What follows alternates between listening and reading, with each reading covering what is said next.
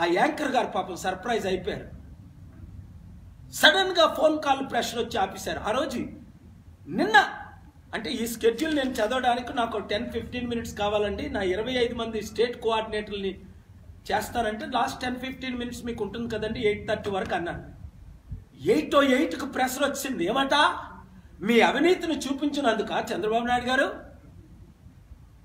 మీరు ప్రెషర్ పెట్టారా లేదా, ఇన్వెస్టిగేషన్ చేద్దాం. ప్రెషర్ పెట్టలేదా? ఈరోజు నరేంద్ర గారు చౌదరి గారు ఎందుకు సడన్గా 2 సార్లు కాల్ చేసి మరలా కాల్ చేయలేదు? ఇప్పుడు 7 గంటలకు నా ప్రోగ్రామ్ ఎన్టీవీలో, ఇవాళ సాయంత్రం 7 గంటలకి.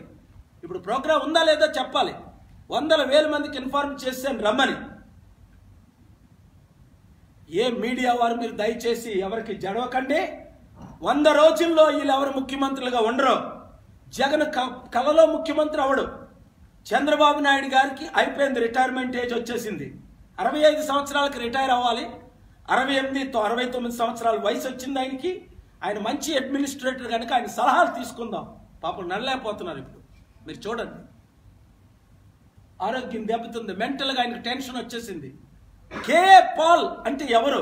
చంద్రబాబు నాయుడు గారి మిత్రులని, గురువని, మంచి స్నేహితులని, ఆయన్ని గెలిపించే ఒక వ్యక్తిగా నాకు పేరుంది ఎప్పటి నుండి, గత 25 సంవత్సరాలుగా.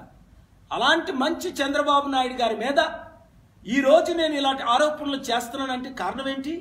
నాకు తెలిసి 25 సంవత్సరాలు ఆయన జీవితం, ఆయన చేసిన అవినీతులు నాకు తెలుసు. డిబేట్కి రమ్మనండి, క్వశ్చన్ చేస్తా.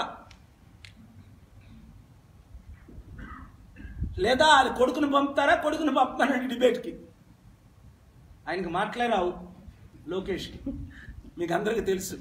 ఒక మంచి వీడియో ఉంది. నేను ఈ వీడియో గనుక మీకు నచ్చినట్లయితే లైక్ చేయండి, షేర్ చేయండి. మరిన్ని వీడియోస్ కోసం మా ఛానల్ను సబ్స్క్రైబ్ చేయండి.